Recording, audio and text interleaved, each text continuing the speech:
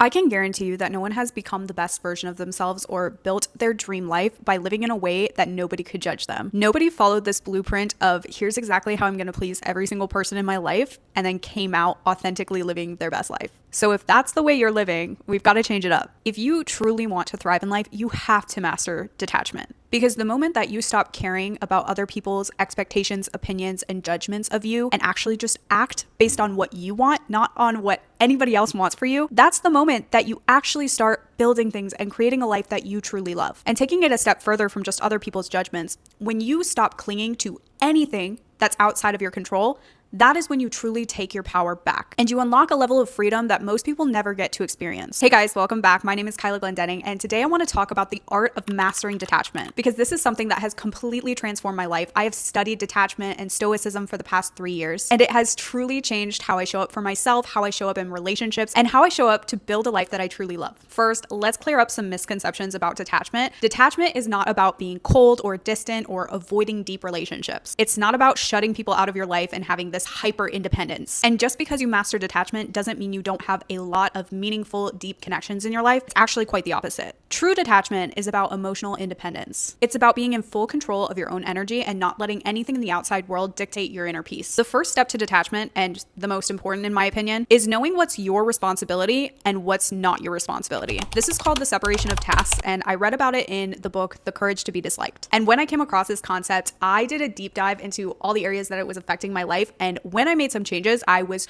truly shocked at how much peace and just stillness I felt because I let go of so many things that I was worrying about that were never in my control and that were never my responsibility. The biggest thing that is not in our control and is not in our responsibility is other people's expectations, opinions, judgments of us. What another person thinks about you is not your responsibility. It's not your responsibility to try and figure out what they're thinking about you. It's not your responsibility to try and control what they're thinking about you. Your responsibility is to show up as the best version of yourself. Work on yourself, improve yourself. But how other people react and respond to you living in this world, that is not your responsibility. Even though I feel like we've been taught that it is. If somebody dislikes you, it's not your responsibility to make them like you. If somebody is disappointed in a choice that you make, it is not your responsibility to change that choice. Your only responsibility is on the things that you can control. And you can control what you do, how you think, and how you act. And an easy way to practice this is when you're talking to people and they're sharing their concerns or thoughts or whatever with you, ask yourself, is this my responsibility to take on?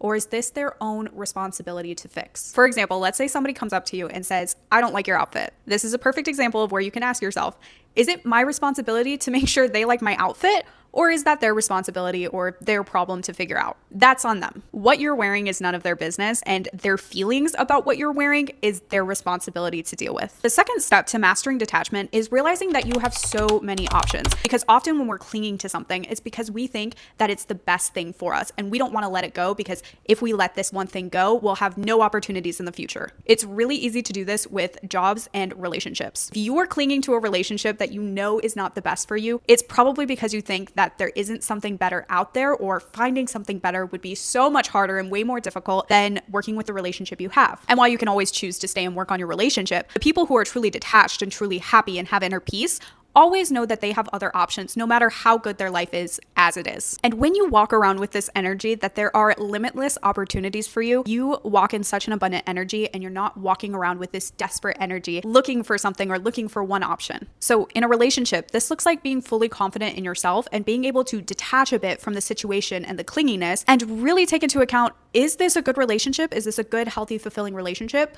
Or is this not serving me? And when you believe that there are plenty of good options in this world, it gives you the confidence to make the right decision. Same thing with your job, same thing with your friendships. There are always options. One of my favorite exercises that I've used throughout the years is whenever you feel stuck in something, sit down with a pen and paper and write down every single option that you have. And not just the obvious ones. Get super creative with how you could get out of the situation you're in. I did this last year when I was in a job that I really didn't like, and I wrote down all my options. Options included quitting my job, not having a job, and moving back in with my parents across the country. Obviously not an ideal option, but I included it because I wanted to show myself that I have so many options. Other options were apply for a new job in person, apply for a remote job, take content creation full time, take a risk. You always have so many options, but try this for a relationship, a friendship, your job. literally anything, and you will be amazed at the solutions that you come up with. And the third step to mastering detachment is letting go of your expectations of other people. Expecting certain behaviors, actions, words, whatever from other people is a setup for disappointment. You shouldn't expect what you can't control. Instead of expecting things from other people, I want you to start observing how other people act and then deciding if you want them in your life based on their actions. In a relationship, you're going to have expectations of what you want in a partner. Let's say you're in a relationship with somebody and you want your partner to text you good morning every morning. And let's say that the person you're with, no matter how many times you ask, no matter how hard you try, it just feels like they cannot do that one thing. They're not a person who wakes up and texts their partner good morning. Now, instead of nagging them and saying, you need to text me good morning every morning, I want you to just observe.